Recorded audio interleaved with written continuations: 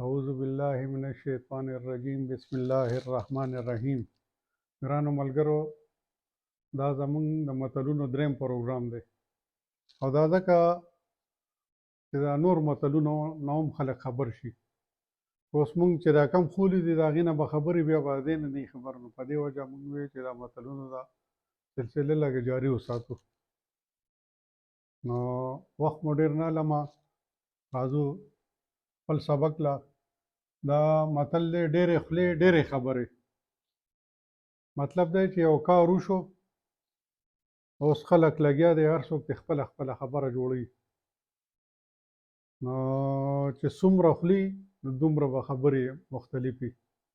دا د هغې لپاره استعمال شوی دی چې لکه که یو کار کوې نو یو کس سره مشوره وکړه، ډېرو کسانو سره نه ده پکار، ځکه چې د هر چا مشورې او بیا بدلي، بیا پکې سړی یو هم نشي کولی.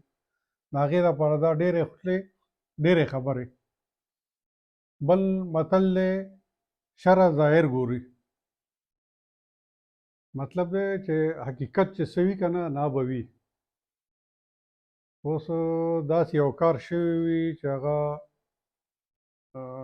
پټ پنۍ نه خلک وایي چې دا شره ظاهر ګوري، چې ظاهري د دې څیز نقصان شوی دی که پیدا شوی ده، خلک به دې ته ګوري. د دې دپاره دا استعمال شوی چې شره ظاهر ګوري. ښه، بل متل دی وي کرۍ وربشې او غواړې غنم. مطلب دی چې کار د تاوان کې او غواړې ګټه. چې تا وربشې کرلي نو غنم به څنګه کېږي.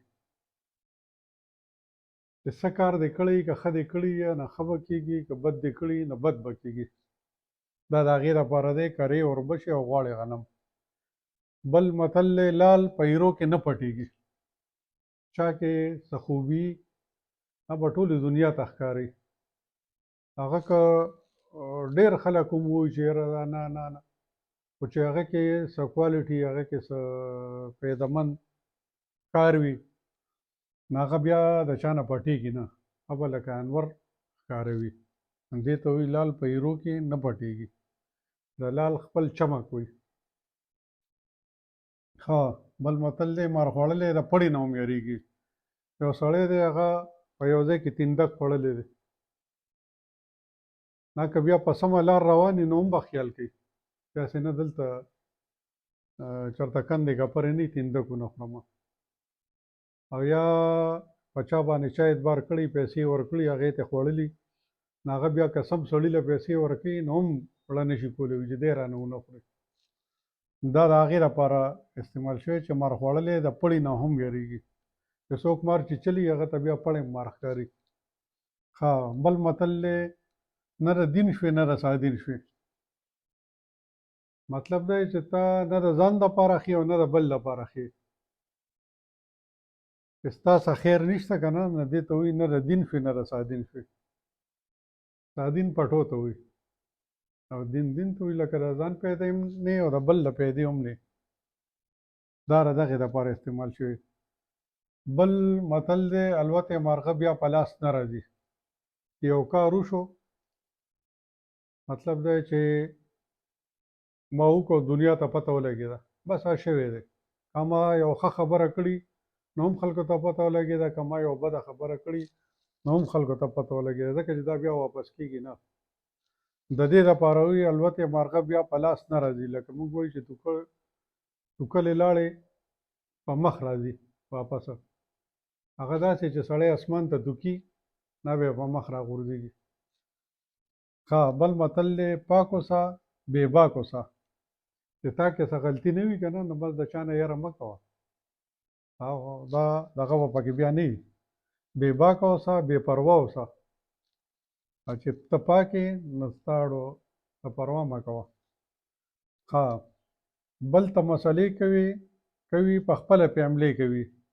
اوس یو کس دی او هغه وایي چې یاره دا دې مرض کې دا شی نه دی ښه، یا د دې څیز نقصانات دی او په خپل یې خوري. هغه دا خوند دي په بل یې منع کوي او په خپل یې خوري. نو د هغې دپاره دا بل ته مسلې کوي په خپله پې حملې کوي.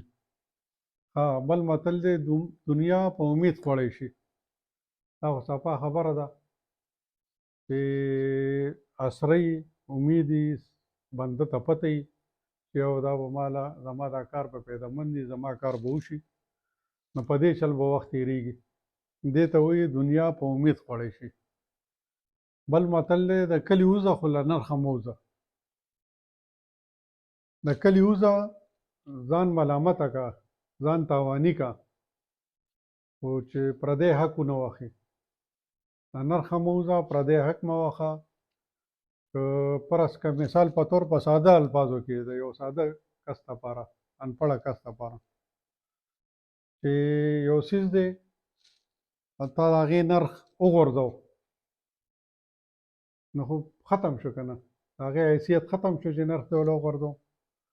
دا د هغې دپاره وي چې ځان نقصاني که خو د چا خبرې ته سپک مه وایه د چا کار ته سپک مه وایه د چا څیز ته سپک مه ګوره. دا د دې دپاره وي. دنیا په منډه نه ده په ټنډه ده. مطلب دی که یو سړی تعدي کوي او یو کار دی هغه په 2 بجې کېږي او دی 1 بجې نه تعدي شروع کړي یا په مکه 2 بجو له کېږي.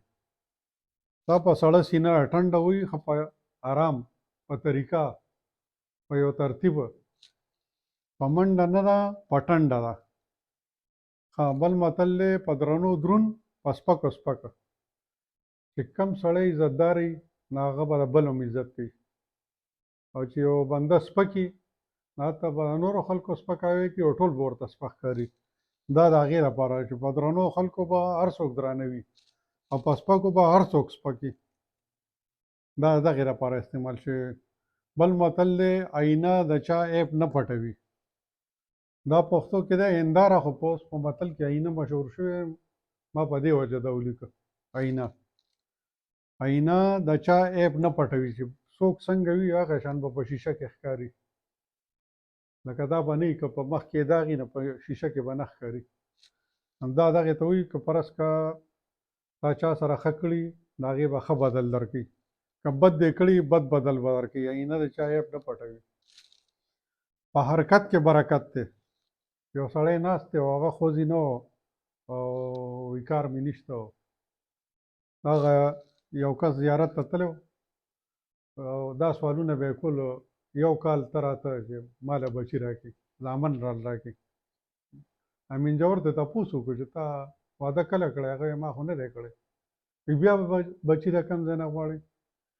ما ورته وویل چې که فرض که د زیارت کې زور نو داسې یې راکړي بغیر واده که نه واده.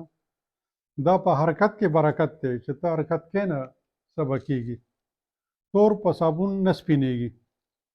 غلطۍ چې دی هغه که ډېر عمر پسې ښې ښې خبرې او ښې ښې رنګونه راوالي هغه غلطي به غلطي وي تور به تور وي. بل دی چې تنګ شي نو په جنګ شي. یو بنده به خپل حده پورې صبر کوي خو چې صبر تمام شي نو خامخا به بیا جنګ جوړېږي. دا د هغې لپاره چې تنګ شي نو په جنګ شي. ګرانو ملګرو امید لرم چې په نویو متلونو به هم پوه شوي وي او انشاءالله بل پروګرام کې بیا راځو. داسې محاورې به هم راوړو متلونه به هم راوړو او د الله په امان.